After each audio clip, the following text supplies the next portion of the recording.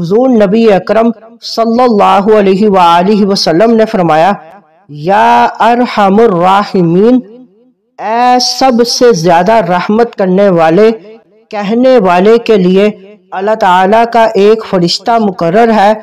اس حدیث مبارک میں ترغیب دی گئی کہ دعا سے پہلے بسم اللہ الرحمن الرحیم۔ آج کا ہمارا ٹاپک یا ارحم الراحمین کہنے کی فضیلت۔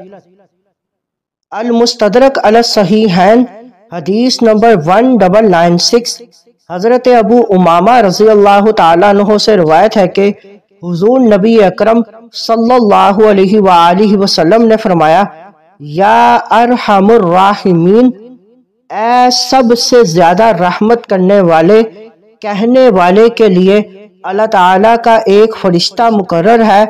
جو مسلمان 3 بار یہ الفاظ کہے تو فرشتہ کہتا ہے، یقیناً ارحم الراحمین کی رحمت تمہاری طرف متوجہ ہے، تو تم سوال یعنی دعا کرو۔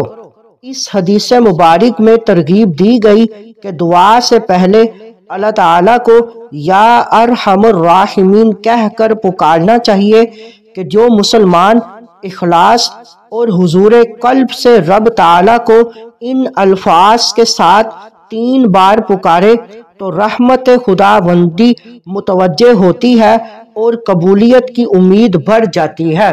مزید معلومات کے لیے ہمارے چینل کو لائک اینڈ سبسکرائب کریں۔